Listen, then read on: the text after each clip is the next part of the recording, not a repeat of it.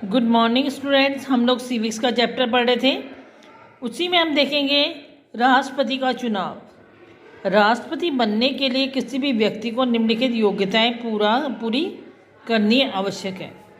देखिए, उन्होंने कहा कि अगर कोई राष्ट्रपति बनना चाहता है तो उसमें ये योग्यताएं होनी बहुत ज़रूरी है। कौन सी योग्यताएं देखते हैं। नंबर 1,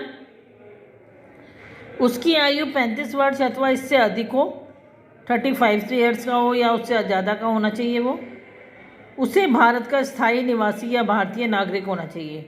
ठीक है, वो भारत का नागरिक हो, ये भी ज़रूरी है। उसे किसी भी लाभ के सरकारी पद पर नियुक्त नहीं होना चाहिए और वह पहले से ही कोई सरकारी नौकरी ना करता हो, किसी सरकारी पद पर ना हो। और ना तो वो पागल होना चाहिए और ना ही दिवालिया, यानी बिल्कुल कि कुछ भी उसके पास नहीं है, पैसा नहीं है, कुछ भी बिल्कुल दिवालिया है, ऐसा भी ना हो।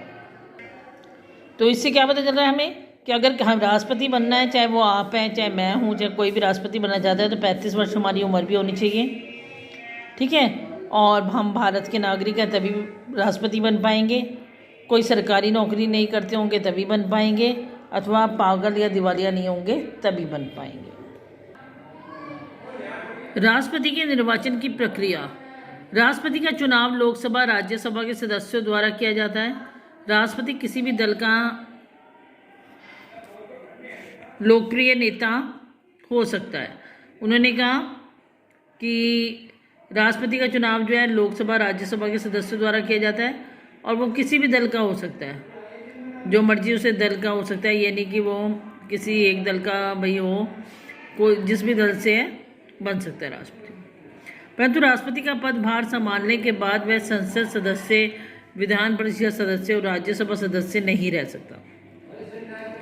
लेकिन एक बार जब वो राष्ट्रपति बन गया तो ना तो वो क्या होगा, संसद का सदस्य होगा, ना ही वो विधान परिषद का सदस्य होगा, ना ही वो राज्यसभा का सदस्य होगा। राष्ट्रपति का कार्यकाल 5 वर्ष का होता है। राज्यों में राज्यपाल राष्ट्रपति के अधीन रहकर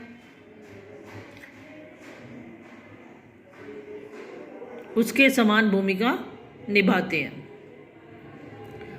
अब देखिए, उन्होंने कहा कि जैसे वो राष्ट्रपति बना, राष्ट्रपति बनने के बाद ना तो वो संसद का सदस्य रहेगा, ना विधान परिषद का, ना ही राज्यसभा का, किसी का भी सदस्य नहीं रहेगा वो। और जब वो किसी का भी सदस्य नहीं रहेगा और कितने समय के लिए वो बन गया राष्ट्रपति, 5 साल के लिए, उसका समय कार्यकाल 5 वर्ष है। और राज्यों में राज्यपाल राष्ट्रपति के अधीन रहकर उसके समान ही भूमिका निभाता है। और जहाँ राज्य होते हैं वहाँ पर राज्यपाल नियुक्त किया जाता है। वो जैसे राष्ट्रपति काम करता है, सेम वैसा ही काम वो वहाँ पर राज्यों के लिए करता है। इसके बाद आता है महाभियोग। यदि कोई राष्ट्रपति संविधान के कानूनों का उल्लंघन करे, कोई मतलब राष्ट्रपति जो है संविधान के कानूनों को नहीं मान रहा, उसका उल्लंघन कर रहा है, उसके अनुसार कार्य नहीं कर रहा। आपको पता है ना, संविधान में लिखा होता है कि किसने क्या कार्य करने हैं। आज के लिए बेटा इतना ही। नेक्स्ट क्लास में इससे आगे करेंगे, इससे अच्छी तरह रीड कर लेंगे। थैंक्स।